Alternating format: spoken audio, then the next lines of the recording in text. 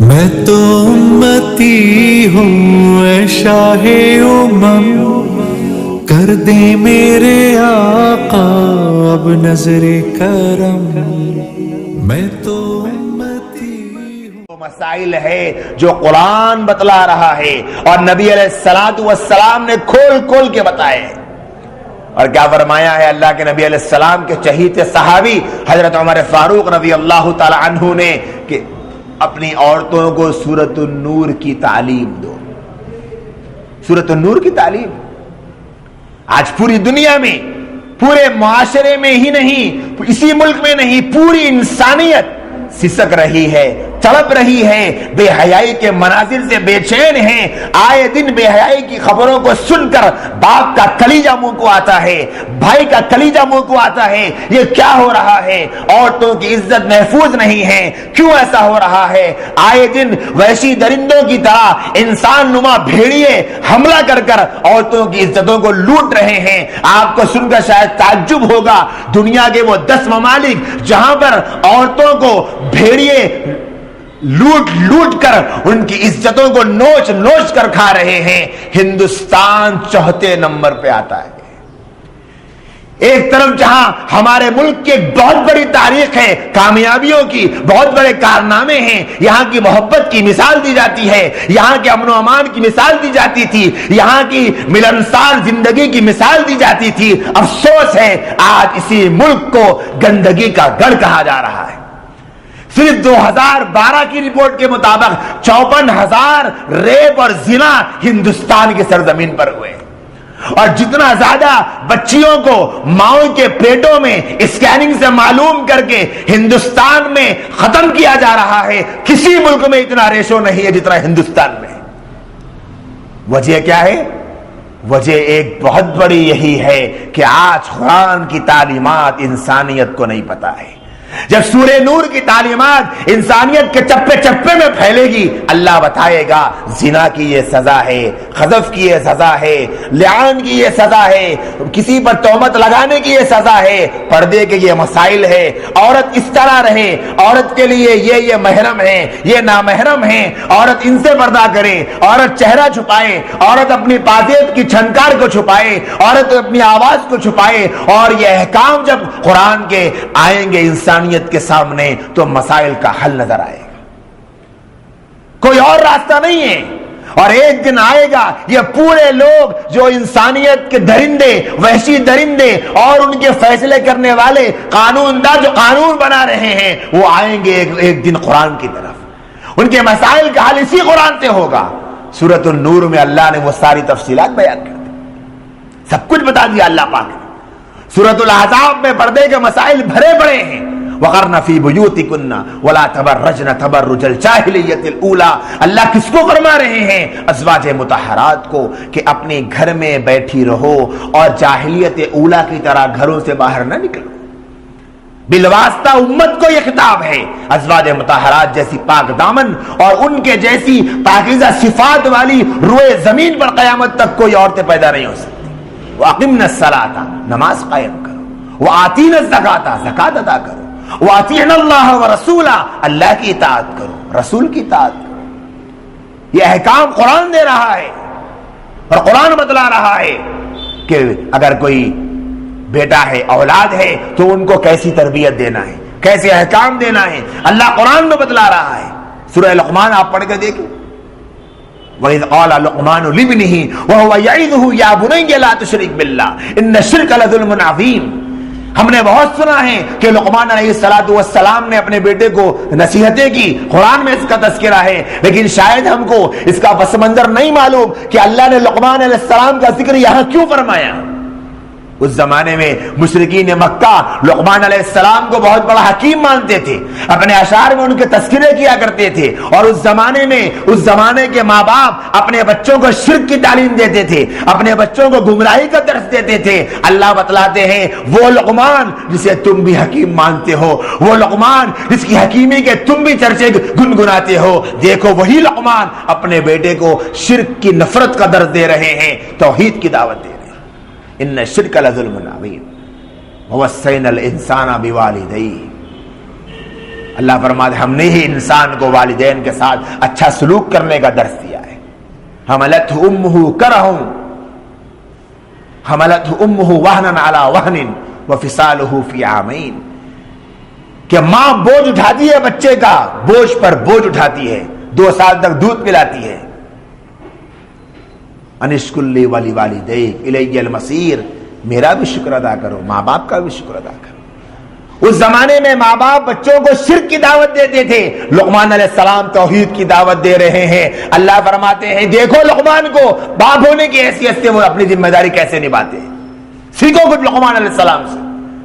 اور پھر آگے فرمایا وَإِن جَاهَدَاكَ عَلَىٰ أَن تُشْرِكَ بِي مَا لَيْسَ لَكَ بِهِ علم فَلَا تُطِعْهُمَا، فرمایا کہ ماں باپ بھلے تمہارے لیے بہت بڑا مقام رکھتے ہیں، لیکن اگر وہ تم میں تم دونوں میں سے کوئی ایک تمہیں شرک پر آمادہ کرے تو کیا کرو، فَلَا تُطِعْهُمَا، ان کی بات کو نہ مانو. اور بات کو نہ مانو تو وَصَاحِبْهُمَا فِي الدُّنْيَا مَعْرُوفًا، ان کی بات کو شرک کے بارے میں نہ مانو لیکن ان کی دنیا میں ان کے ساتھ اچھا سلوک کرو. یہ درس دے رہا ہے قرآن، بتلا رہا ہے ماں باپ کو کہ شرک سے نفرت پیدا کرنا بھی ماں باپ کی ذمہ داری ہے. آج کے اس ملک میں، ہندوستان جیسی ریاست میں جہاں پر انسانوں اور مسلمانوں کو تمام مذاہب ملتے ہیں، قرآن مجید کی اس آیت پر عمل کرنا کتنا آسان ہے.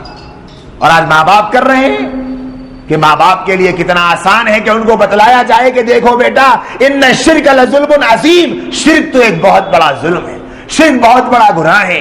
اللہ کے علاوہ کسی کے سامنے اپنے ماتھے کو ٹیکنا، کسی کو پوجنا، کسی کی پرستش کرنا، کسی کو خدا کہنا، کسی کو خدا سمجھنا، یہ تو جہالت والی بات ہے. آج کے زمانے میں کتنا زبردست موقع ہے ماں باپ کو. آج جو حالات ہم دیکھ رہے ہیں، آپ نے گزشتہ درس میں بھی سنا کہ اسکول میں بچوں کو کیا کیا سکھایا جا رہا ہے، کیسے شرکی عقائد بچوں کو بتلائے جا رہے ہیں. ماں باپ کی ذمہ داری کہ اس قرآن کو اپنے سینے سے لگائیں اور قرآن کی تعلیم بچوں کو دے بچپن میں کہ دیکھو بیٹا اللہ کے علاوہ کوئی ذات نہیں جو تمہارے کام بنانے والی ہے، اور اللہ کے ساتھ کسی کو شریک ٹھہرانا یہ گناہ کبیرہ ہے، یہ ظلم عظیم ہے. ان الشرک لظلم عظیم، یہ تعلیمات قرآن دے رہا ہے. یا بنی انہا ان تک مثقال حبۃ من خردل فتکن فی صخرۃ، اے میرے بیٹے اگر رائی کے دانے کے برابر بھی کوئی چیز ہو، کیسی پیاری مثال قرآن دیتا ہے، رائی کے دانے کے برابر بھی کوئی چیز ہو، فتکن فی صخرۃ، اور وہ ایک بڑے پہاڑ میں ہو، رائی کے دانے کے برابر ہو، بڑے پہاڑ میں ہو، یأتی بہ اللہ، اللہ اس کو قیامت کے دن لے کر آئے گا. جب ماں باپ اپنے بچوں کو یہ تعلیم دیں گے، قرآن کی آیات کو پڑھ کر سنائیں گے، سمجھائیں گے، تو بچے کا یقین کیسے بنے گا کہ میں کسی بھی چوٹی میں چھپ کر گناہ کروں، میرا اللہ اس گناہ کو میرے سامنے لا کر بتائے گا.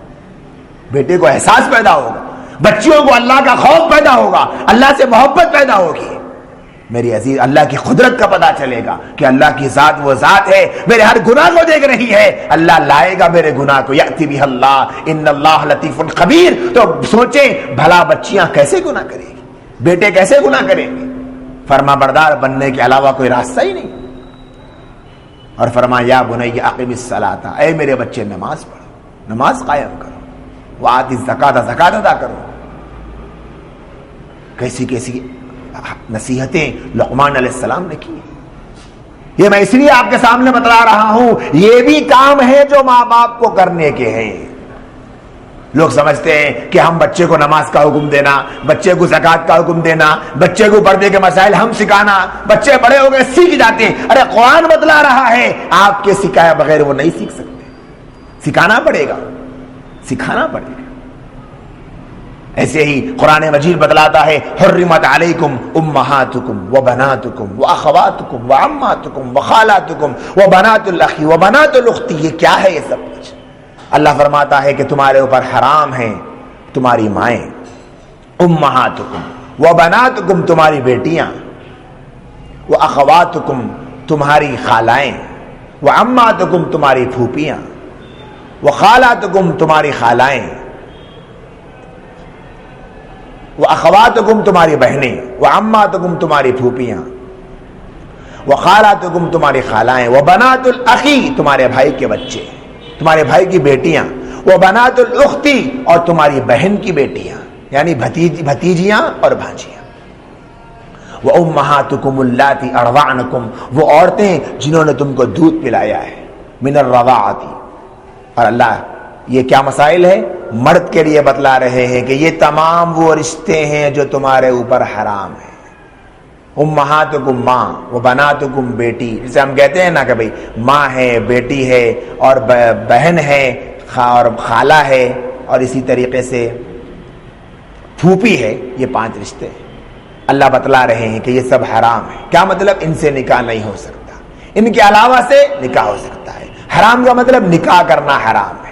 حرمت علیکم امہاتکم و بناتکم و اخواتکم و عماتکم و خالاتکم، یہ 5 بڑے رشتے۔ وہ بنات الاخی اور اسی طریقے سے بھتیجی سے چاچا نکاح نہیں کر سکتا، وہ بنات الاختی اور بھانجی سے ماموں نکاح نہیں کر سکتا۔ یہ 7 رشتے قرآن بتلا رہا ہے۔ یہ کیا ہے؟ یہ وہ رشتے ہیں جن سے نکاح نہیں کر سکتے، جن سے نکاح نہیں کر سکتے ان سے پردہ بھی نہیں ہے، جن سے نکاح نہیں کر سکتے ان سے پردہ بھی نہیں ہے، کیونکہ ہمیشہ کے لیے نکاح حرام ہے، لہذا ان سے پردہ نہیں کرنا ہے۔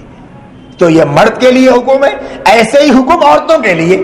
اس کا اپوزٹ جو آپ کو ہوگا کہ باپ ہے، حرمت علیکم امہاتکم، ماں کی جگہ باپ ہے، اور ایسے ہی وہ بناتکم، بیٹیاں ہیں تو بیٹے ہیں، جیسے ہم کہتے ہیں نا بیانات میں کہ باپ ہے، بیٹے ہے، بھائی ہے، شوہر ہے، اور ایسے ہی آپ کہہ سکتے ہیں کہ بھتیجے ہیں پھوپھی کے لیے، اور خالہ کے لیے بھانجے۔ یہ وہ رشتے ہیں کہ جن سے نکاح ہمیشہ کے لیے حرام ہے، ان سے پردہ بھی نہیں ہے۔ جو رشتے ہیں مرد کے لیے ماں ہے، بہن ہے، بیٹی ہے، بیوی ہے، اور اسی طریقے سے بھتیجی ہے، بھانجی، پھوپھی ہے، اتنے رشتے۔ اور ایسے ہی عورت کے لیے باپ ہے، بھائی ہے، شوہر ہے، بیٹا ہے، اسی طریقے سے چاچا ہے، اور اسی طریقے سے ماموں ہے۔ یہ جتنے رشتے ہیں ان سے نکاح کبھی نہیں ہو سکتا اور ان سے پردہ بھی نہیں ہے۔ ان کے علاوہ جتنے رشتے ہیں سب سے پردہ کرنا ہے، اس لیے کہ ان سے نکاح پاسبل ہے۔ جب نکاح پاسبل ہے تو پردہ بھی نہیں، پردہ ضروری ہے۔ جیسے ابھی آپ نے سنا کہ سسر سے، کہ لڑکی کی ماں سے، قرآن کسی آگے آیت کے آگے حصے میں ہے کہ لڑکی کی بیوی کی جو ماں ہے وہ بھی تمہارے اوپر حرام ہے، یعنی ساس۔ ایسے ہی لڑکی کے لیے، عورت کے لیے جو شوہر کا باپ ہے سسر، وہ بھی حرام ہے۔ تو قرآن میں ابھی آپ نے سورہ نور کی آیت میں سن لی، او آبائی بعولتہن، اپنے شوہر کے باپ سے اب آپ ان کے سامنے رہ سکتے ہیں۔ ان کے علاوہ اس کی کچھ کنڈیشنیں ہیں جو ہم تفصیل میں جان سکتے ہیں۔ اس کے علاوہ سب سے پردہ کرنا ہے جب یہ مسائل بچیوں کو پتا چلے گے کہ دیکھو بیٹا یہ محرم ہے، یہ نامحرم، مسئلہ آسان ہو جائے گا۔ یہ ماں کی ذمہ داری ہے بچیوں کو سکھائے۔ یہ نہیں چل سکتا کہ بچپن سے پھپھیرے بھائی کے ساتھ بڑے ہوئے تھے، لہذا جوان ہونے کے بعد ایک ساتھ بیٹھ کر کھیلیں گے، یہ حرام ہے۔ خلیرے بھائی کے ساتھ حرام ہے، چچیرے بھائی کے ساتھ ناجائز ہے۔ ایسے ہی دیور کے ساتھ بھی اگر کوئی مذاق اور ہنسی مذاق کرے تو ناجائز ہے، جیٹ کے ساتھ ناجائز ہے۔ کیوں؟ اس لیے کہ ان سے نکاح پاسبل ہے، نکاح پاسبل ہے۔ اگر خدا نخواستہ، لاکھ مرتبہ خدا نخواستہ عورت کے شوہر کا انتقال ہو جائے تو اس کا جو بھائی ہوگا دیور، وہ اس سے نکاح کر سکتی ہے، لہذا اس سے پردہ کرنا ضروری ہے۔ اللہ کے نبی علیہ السلام نے فرمایا حدیث میں، دیور موت ہے عورت کے حق میں۔ تو یہ وہ احکام ہیں جو مسلم معاشرے میں بچیوں کو سکھانے کی ضرورت ہے، خاص طور پر سکھانے کی ضرورت ہے۔ آج معاشرے میں ان مسائل کو نہیں سکھایا جا رہا ہے، لڑکیوں کو نہیں پتا ہے، لڑکیوں کو نہیں پتا، ماں باپ نہیں بتلا رہے ہیں، اور کہتے ہیں کہ حیا کے تقاضوں کے خلاف ہے، کسی بھی حیا کے تقاضے کے خلاف نہیں۔ قرآن بتلا رہا ہے، قرآن بتلا رہا ہے۔ اور ایسے ہی بعض گھرانوں میں جوائنٹ فیملی رہتی ہے، لوگ کہتے ہیں کہ بھابھی تو ماں سمان ہوا کرتی ہے، لہذا بھابھی سے پردہ نہیں کرنا ہے، حالانکہ بھابھی سے پردہ کرنا فرض ہے، اور دیور سے جتنا فتنہ بھابھی کو ہے اتنا کسی سے نہیں ہے۔ حدیث میں موجود ہے، اللہ کے نبی فرماتے ہیں، صحابی نے پوچھا یا رسول اللہ کیا دیور سے پردہ کرے عورت؟ فرمایا دیور تو موت ہے، دیور تو بھاوج کے حق میں موت ہے، دیور سے جتنا فتنہ ہے اتنا کسی سے نہیں ہے بھابھی کو۔ اور لوگ کہتے ہیں کہ ہمارے یہاں تو بڑی محبت بڑی فیملی ہے، جوائنٹ فیملی ہے، ہم لوگ بڑے پیار محبت سے رہتے ہیں، ہمارے یہاں 15-20 بھابیاں ہیں، 25-30 پھپھیری بہنیں ہیں، 40-50 خلیری بہنیں ہیں، ہم لوگ بڑا مل جل کے رہتے ہیں، انجوائے کرتے ہیں، انٹرٹینمنٹ کرتے ہیں۔ قرآن کی روح سے یہ سب کرنا گناہ ہے، ناجائز۔ ابھی آپ نے سن لیے مسائل۔ اسی لیے میری عزیز بہنوں، اپنے بچوں کو اپنی بچیوں کو چاہیے ماں باپ کو کہ قرآن پڑھائیں، سورہ نور پڑھائیں، سورہ احزاب پڑھائیں، سورہ نساء پڑھائیں، سورہ لقمان پڑھائیں۔ اسی طریقے سے اور بھی بہت ساری صورتیں ہیں قرآن مجید۔ اللہ تعالیٰ فرماتے ہیں یا ایھا الذین آمنو، اے ایمان والو، کہ گمان کے قریب بھی نہ جاؤ۔ ان بعض الظن اسم، بعض گمان تو گناہ ہوتے ہیں۔ ولا تجسسوا ولا یغتب بعضکم بعضا، اور تجسس میں نہ پڑو، ٹوہ میں نہ پڑو، اور ایک دوسرے کی غیبت نہ کرو۔ جب یہ احکام ماں بتلائے گی بچی کو، باپ بتلائے گا بیٹے کو، دیکھو بیٹا قرآن کہتا ہے کہ گمان مت کرو، گمان کرنے میں بعض گمان گناہ ہوتے ہیں۔ جب باپ بتلائے گا بیٹے کو، ماں بتلائے گی بیٹی کو کہ تجسس میں مت پڑو، ٹوہ میں نہ رہو، فلاں جگہ کیا ہو رہا، فلاں گھر میں کیا ہو رہا، فلاں کی زندگی میں کیا ہو رہا۔ جب باپ اور ماں بتلائیں گے، اللہ کہتے ہیں کہ ایک دوسرے کی غیبت نہ کرو، تو کیا بچے نہیں سمجھیں گے؟ یہ قرآن کی تعلیمات ہیں، بچوں کو ماں باپ سکھائیں گے تو بچے سیکھیں گے۔ اور جوائنٹ فیملی کا مسئلہ ہے، جوائنٹ فیملی ایک ساتھ بڑی فیملی رہ رہی ہے، کرنے والے اس میں بھی پردہ کرتے ہیں، نہیں کرنے والوں کے لیے بہانے ہزار ہیں۔ کتنا بہترین طریقہ علماء نے بتلایا۔ اگر جوائنٹ فیملی بھی ہوتی ہے تو دو طریقے ہیں، ایک یہ ہے کہ گھر میں کھانا کھانے کے وقت میں اکٹھے لوگ کھانا کھاتے ہیں تو پہلے سارے مرد کھانا کھا لیں، پھر عورتیں کھانا کھا لیں، ایک طریقہ یہ ہو۔ یا پھر ایک طریقہ یہ ہو کہ جب کھانا کھانے کے لیے دسترخوان پر بیٹھے تو جس لائن میں بھابیاں بیٹھی ہو اسی لائن میں 2-4 مردوں کو کی جگہ چھوڑ کر دیور حضرات بیٹھ جائیں تو ان کے مقابل میں نہیں ہوں گے، بازو میں ہوں گے، نظر نہیں آئیں گے۔ یہ پردے کی کتنی اچھی شکل ہے۔ عام طور پہ کھانے ہی میں گھر میں اکٹھا ہوتے ہیں، مرد حضرات تو کام کاج پہ چلے جاتے، عورتیں گھر میں ہوتی ہیں۔ اور جب آنے کا وقت معلوم ہو کہ فلاں کے شوہر فلاں وقت آئیں گے، فلاں کے فلاں وقت آئیں گے، تو اس اعتبار سے گھر میں ایڈجسٹمنٹ کر لیں۔ پردے پہ چلنا بہت آسان ہے، بہت آسان ہے۔ اتنا مشکل سمجھایا جا رہا ہے کہ یہ غلو کیا گیا، میڈیا نے مسلمانوں کو دھوکہ دیا ہے۔ اگر یہ مسائل بتلائیں گے تو سوچئے کتنا بچیوں اور بچوں کے اندر دینداری آئے۔ یہ قرآن کے مسائل میں آپ کے سامنے بتلا رہا ہوں، یہ کسی اور جگہ کے نہیں ہے، قرآن کے مسائل ہیں۔ اور جب بلوغ کے قریب ہو جائے بچے، بالغ ہو جائیں، تو ان کو بلوغ کے مسائل بتلائیں، پاکی کے ناپاکی کے مسائل بتلائیں، لڑکیوں کو ناپاکی کے مسائل بتلائیں، پاکی کے مسائل بتلائیں، لڑکوں کو بتلائیں پاکی کے ناپاکی کے مسائل، کہ لڑکیوں کو بتلائیں غسل کب فرض ہوتا ہے، ناپاکی کتنے دن ہوتی ہے، پاک ہونے کا طریقہ کیا ہے، اس کے کیا احکام ہے اور کیسے پاک ہونا ہے، فرض غسل کس کو کہتے ہیں، غسل میں سنتیں کتنی ہیں، غسل کا صحیح طریقہ کیا ہے، یہ سب باتیں بتانے کی۔ اللہ حفاظت فرمائے، ماں باپ کے نہ بتانے کی وجہ سے 40 سال کے ہونے کے بعد بھی لوگ آج بھی غسل کا صحیح طریقہ نہیں جانتے اور پوچھنے کو کتراتے ہیں۔ کیسے پوچھیں گے مولانا، شرم آتی ہے۔ شرم کی بات نہیں ہے، شرم کی بات نہیں ہے، یہ تو حق ہے مسلمان کا کہ وہ معلوم کرے۔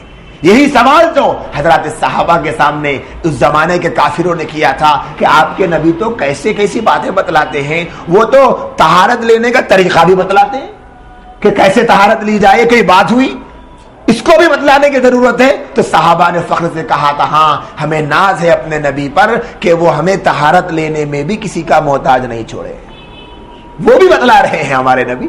تو میرے بھائیوں اور بہنوں، یہ مسائل جاننے کے ہیں، ماؤں کو چاہیے کہ بچیوں کو بتلائیں، پاکی اور ناپاکی کے مسائل سے آگاہ کریں، ان کو بتلائیں کہ یہ بلوغ کی علامتیں ہیں۔ اب بچی جب بالغ ہو جائے تو اس کے بلوغ کے بعد اس کی ذمہ داریاں اس کو سمجھائیں۔ اب تک آپ نماز نہیں پڑھتی تھی، کوئی بات نہیں تھی، اب نماز پڑھنا فرض ہے، اب روزہ رکھنا فرض ہے۔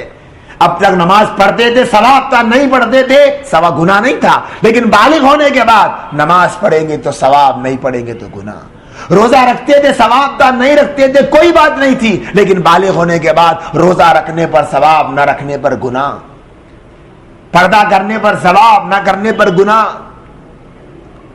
محرموں کے سامنے آنے پر گناہ نہ ثواب اور نامحرموں کے سامنے نکلنے پر گناہ، یہ سب باتیں بتلانے کی۔ بچوں کو چاہیے کہ باپ بتلائیں بچوں کو کہ دیکھو بیٹا یہ ناپاکی کے مسائل ہیں، یہ پاکی کے مسائل ہیں، یہ اس طریقے سے پاک ہونا ہے، اب تم جوان ہو رہے ہو، اب تم بڑے ہو رہے ہو، اب تمہاری عمر بلوغ کو پہنچ چکی ہے، اب تمہاری زندگی میں یہ بدلاؤ آئے گا، لہذا یہ مسائل ہے تم جان لو۔ ماں کو فکر ہونی چاہیے کہ میری بچی کو بھی یہ مسئلہ معلوم ہو، میرے بچوں کو بھی یہ مسائل معلوم ہو۔ آج لوگ شرما رہے ہیں، کترا رہے ہیں، جس کا نتیجہ یہ ہو رہا ہے کہ یوٹیوب پر، فیس بک پر، انٹرنیٹ کی ویب سائٹس پر ایسے ایسے گندے لوگوں سے آج کے نوجوان مسائل پوچھ رہے ہیں۔ وجہ کیا ہے انہیں نہیں پتا، اور ضرورت ہے انسان کی معلوم ہوئے بغیر کوئی چارہ نہیں ہے، معلوم کرنا ضروری ہے۔ اگر صحیح راستے سے نہیں معلوم ہوگا غلط راستے سے معلوم کریں۔ اسی لیے ماں باپ کو چاہیے کہ اپنی ذمہ داریوں کو محسوس کریں، اپنے بچوں کی ہر پل کی خبر کرے، ہر پل کی فکر کرے، اور اپنے اولاد کے سلسلے میں اس بات کے سلسلے میں فکر مند رہیں کہ کیسے اپنے بچوں کے سامنے ان مسائل کو ہم سکھا سکتے ہیں، فکر کریں اس بات کی۔ اور لڑکیوں کے لیے خاص طور پر سورۃ النور کا، سورۃ الاحزاب کا، سورۃ النساء کا، اور اسی طریقے سے اور بھی وہ صورتیں جس میں انبیاء کے تذکرے ہیں، پچھلی قوموں کے تذکرے ہیں، قوم عاد کا ذکر ہے، قوم شعیب کا ذکر ہے، قوم سمود کا ذکر ہے، اور خود کفار مکہ کا ذکر ہے، یہودیوں کا ذکر ہے، عیسائیوں کا ذکر ہے، اور فرعون کا، حامان کا، نمرود کا، قارون کا، نافرمانوں کا ذکر ہے۔ اسی طرح کامیاب لوگوں کا ذکر ہے، انبیاء علیہ السلام کا، حضرت شعیب علیہ السلام کا، موسیٰ علیہ السلام کا، عیسیٰ علیہ السلام کا، ادریس علیہ السلام کا، ایوب علیہ السلام کا، یوسف علیہ السلام کا، اللہ کے نبی صلی اللہ علیہ وسلم کا۔ کتنے بہترین اور دلچسپ قرآن مجید میں مضامین پائے جاتے ہیں۔ اگر مائیں اور باپ اپنے اولاد کے سلسلے میں یہ فکر کرے کہ اب بچوں کو پڑھنا آ گیا، وہ جوان ہو گئے، ان کے سامنے اگر یہ لٹریچر دیں گے تو سوچیں ان کا مستقبل کیسے بنے گا۔ آج نہیں دیا جا رہا تو بچوں کے سامنے فحش فلمیں ہیں، گندے ڈرامے ہیں، سیریل ہے، میگزینز ہے، اور وقت ضائع کرنے کے لیے گھنٹوں ہیں کہ فیس بک اور یوٹیوب پر غیر ضروری مواد دیکھ رہے ہیں۔ ان کی صحیح رہنمائی ماں باپ ہی کر سکتے، کوئی نہیں کر سکتا، کوئی نہیں کر سکتا۔ اللہ کا شکر ادا کرنے کی ضرورت ہے کہ ہمارے اس ملک میں علماء کی پوری چین ہے، جس کی وجہ سے آج ہمارے یہاں پر اتنا ماحول دین کا ہے، ورنہ جن ملکوں میں انہوں نے آزادی کے ساتھ اپنی زندگی گزاری تھی، اسلامی احکام کو توڑ کر، اسلامی اور شریعت کے احکام کو چھوڑ کر، آج ان کے ماں باپ اپنے آنکھوں سے خون کے آنسو بہانے پر مجبور۔ آج آپ کو پتا ہونا چاہیے کہ باہر کے ممالک، یورپی ممالک میں ماں باپ کا انجام اولڈ ایج ہاؤس کے علاوہ کچھ نہیں۔ وجہ اس کی کیا ہے؟ وجہ یہ ہے کہ ماں باپ نے اپنی ذمہ داری کو نہیں نبھایا تو انہیں اس کی سزا دنیا میں بھگتنی پڑ رہی ہے۔ اور یاد رکھیں، گزشتہ بھی میں نے آپ کے سامنے یہ بات کہی کہ ماں بچوں پر بڑے ہونے کے بعد، ماں باپ بوڑھے ہونے کے بعد ماں باپ کی ذمہ داری عائد ہوتی ہے، ماں باپ پر بچوں کی پیدائش سے پہلے سے ان کی ذمہ داری عائد ہوتی ہے اسی وقت سے۔ اور اگر ماں باپ ذمہ داری کو نہیں سکھائیں گے، قرآن میں کتنی جگہ پر ماں باپ کا مقام و مرتبہ بیان کیا گیا۔ اگر بتائیں گے ماں باپ، دیکھو بیٹا اللہ کیا کہتا ہے، تمہارے ماں باپ کا مقام بتلاتا ہے، وَاخْفِضْ لَهُمَا جَنَاحَ الذُّلِّ مِنَ الرَّحْمَةِ، اپنے پروں کو جھکانے کا حکم دیتا ہے، جیسے پرندے جھکاتے ہیں، اپنے بازوؤں کو ماں باپ کے سامنے جھکا دو، اس طریقے سے عاجز بن کے ماں باپ کے سامنے بات کرو۔ تو مجال ہے کسی اولاد کی کہ اپنے ماں باپ کے سامنے غرائے، نہیں پتا قرآن کی تعلیمات، حدیث کی تعلیمات نہیں پتا، بچوں کے سامنے صحیح لٹریچر نہیں آ رہا ہے، جس کی وجہ سے آج نوجوان نسل بھٹکتی جا رہی، بہکتی جا رہی، اور ایک طوفان ہے بدتمیزی کا۔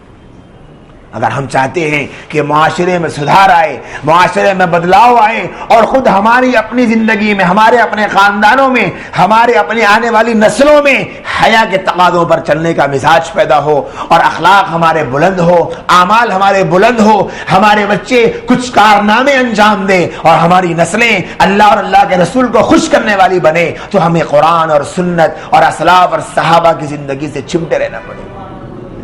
یہ چند باتیں میں نے آپ کے سامنے بتائی ہیں جو نوجوان اولاد کی تربیت کے سلسلے میں، قرآن کے پردے کے مسائل آپ کے سامنے بتائے، عورت کے زینت کے مسائل آپ کے سامنے بتائے ہیں، بلوغ کے مسائل آپ کے سامنے بتائے ہیں، بلوغ سے پہلے کے مسائل آپ کے سامنے بتائے ہیں۔ کیوں؟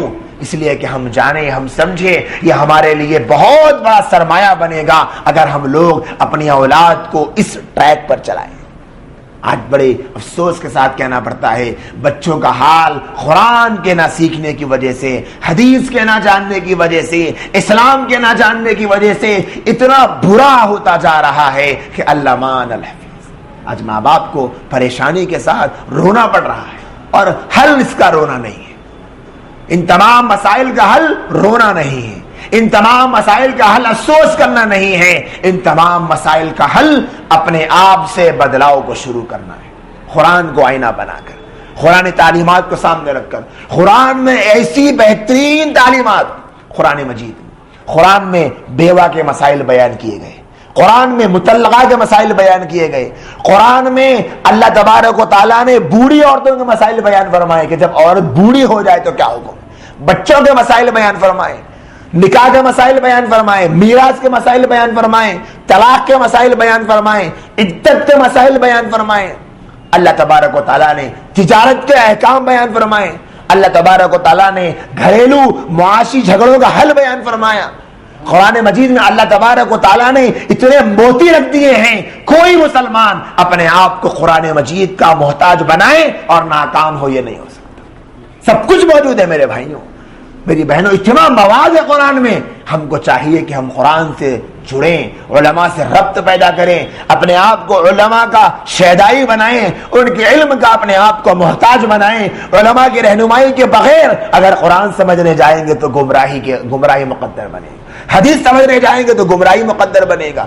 یہ کوئی ضروری نہیں ہے کہ ایک صاحب کہنے لگے کہ قرآن کو سمجھنے کے لیے کیا ضرورت ہے علماء کی، جب قرآن سمجھنے کے لیے بیٹھیں گے تب سمجھ میں آئے گا کہ قرآن جیسے نبی نے سمجھایا ویسے کون سمجھتا ہے، علماء سمجھتے ہیں، یہ ایک عام آدمی سمجھ پائے گا۔ اسی لیے میرے بھائی اور میری عزیز بہنوں، آج کا ہمارا یہ درس انہی باتوں پر مشتمل تھا کہ قرآن سے اپنی اولاد کو جوڑیں، اپنے بچوں کو جوڑیں، قرآنی مضامین کا مطالعہ کریں۔ عورتیں ان مضامین کو جو سورہ نور میں پردے کے ہیں، محرم اور غیر محرم مردوں کے متعلق سورہ نساء میں ہیں، سورہ احزاب میں پردے کے مسائل ہیں، اور ایسے ہی بہت سارے مسائل معاشرے کو سدھارنے کے لیے، غیبت سے بچنے کے، تجسس سے بچنے کے، اور گمانوں سے بچنے کے، اور اسی طریقے سے معاملات کی صفائی کے، اور اسی طریقے سے آج جو حالات ملک پر آ رہے ہیں طلاق کے سلسلے میں، نکاح کے سلسلے میں، خلا کے سلسلے میں، اور اسی طریقے سے عدت کے سلسلے میں کیسے مسائل ایسے آج امت دو چار ہے، قرآن میں وہ سب کچھ موجود۔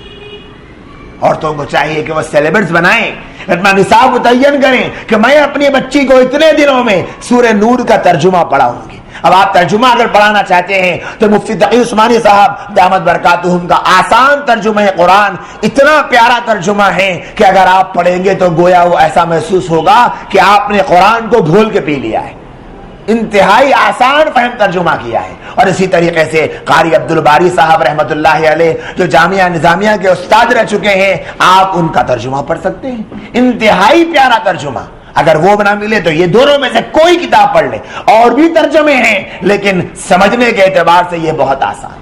اسی طریقے سے مفتی شفیع صاحب رحمۃ اللہ علیہ کی معارف القرآن، اللہ نے ایسے حضرت کی کتاب کو قبول فرما لیا کہ انشاءاللہ سالوں گزر گئے، آج تک عوام علماء اس سے فائدہ اٹھا رہی ہے، اور انشاءاللہ قیامت تک فائدہ اٹھائے گی۔ اتنے پیارے انداز میں مسائل کو سمجھایا ہے، ان کتابوں کو اپنے گھر میں رکھیں، پڑھے سورہ نور، سورہ احزاب اور سورۃ النساء کی بنیادی پہلے عورتوں کے متعلق جو مسائل ہے اس کو پڑھیں، اور پاکی ناپاکی کے مسائل بھی ہیں قرآن میں۔ وَيَسْأَلُونَكَ عَنِ الْمَحِيضِ، اللہ بتلاتے ہیں، سب کچھ ہے میری بہنوں، کیا نہیں ہے قرآن میں ہم کو سمجھنے کے۔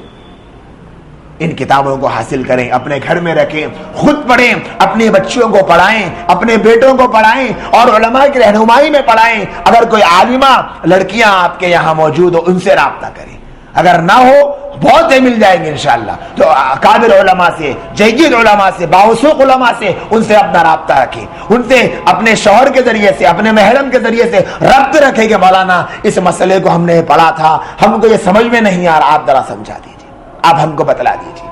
میرے عزیز بہنوں، پھر دیکھیں کیسے معاشرے میں انقلاب آئے گا، کیسے بے حیائی کی خبریں دھیرے دھیرے کم ہوگی۔